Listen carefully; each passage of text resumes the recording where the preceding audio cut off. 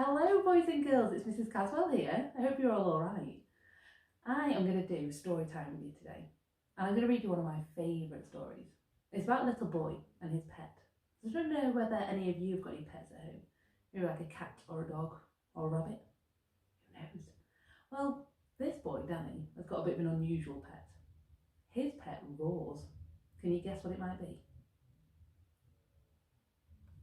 It's a dinosaur, a pet dinosaur.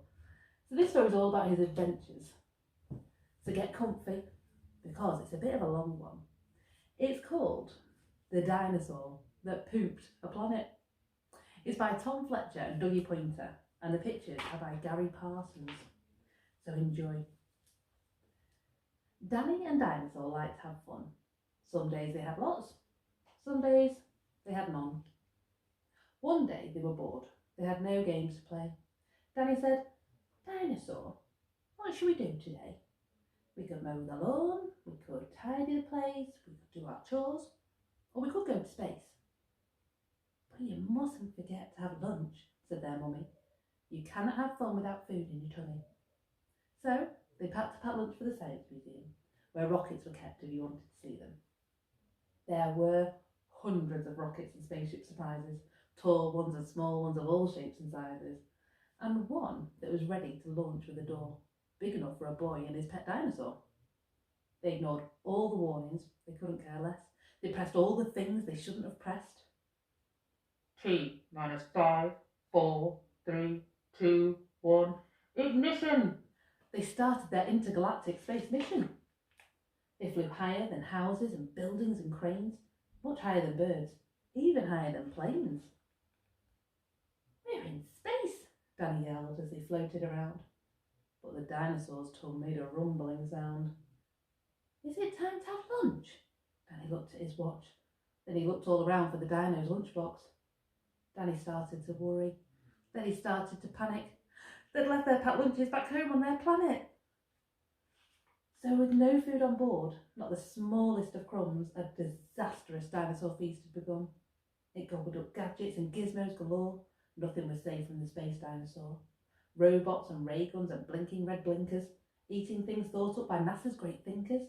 The hyperdrive gamma reactor machine was swallowed along with the space tractor beam. It chewed and it chomped on the spaceship controls. The rocket was dotted with dino tooth holes. Inside it was bare. The spaceship was empty. Outside there were more things to eat. There was plenty. It broke down the door with a cool ninja chop. Out in space, dinosaurs are much harder to stop. It chomped on the moon like a big chunk of cheese, then shoved even more in its mouth with a squeeze. It munched on the Martians from Mars and their cats. Their cats like ours, but their cats wear cool hats. Satellite, Saturn and 6 supernovas, shape-shifting saucers and 7 space rovers. It guzzled 5 gallons of fuel from the tank, and Danny's jaw dropped as he watched what it drank. With a crunch and a crack and a nom nom nom and one dino gulp, their rocket was gone. Now nothing was left. All Danny could see was a fat dinosaur where his rocket should be. And so they were stranded, with no way back home. Just Danny and Dino in space, all alone. Now Danny was crying. He cried and he cried. He cried and his tears filled his spacesuit inside. Unless they were going to stay there forever, the dinosaur needed to do something clever. With a feeling of guilt deep down in its gut, its brain brewed a plan involving its butt. It knew there was only one thing it could do. To get them back home, it needed to poo.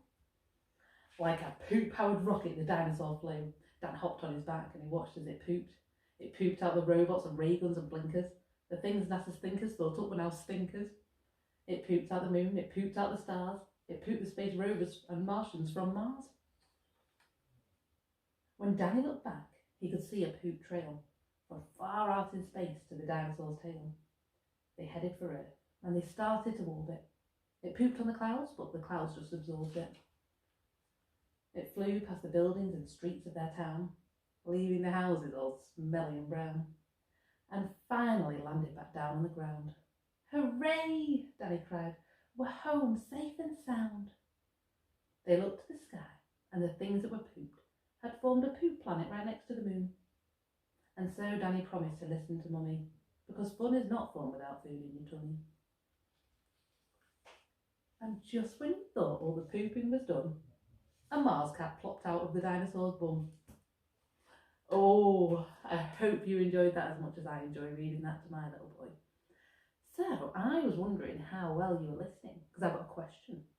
I wondered, how many gallons of fuel did the dinosaur drink? 1, 2. I'll give you a clue.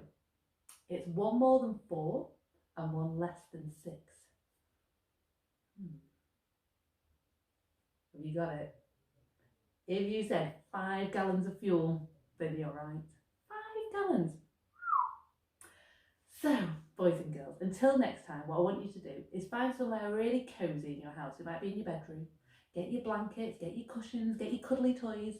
And I want you to just share lots of books. You can read through it, even if you're just reading through the pictures and telling the stories, and have a go at using your phonics too. But we're going to share a story every week with you. And I thoroughly enjoyed it. I hope you did too. So until next time, see you soon. Bye.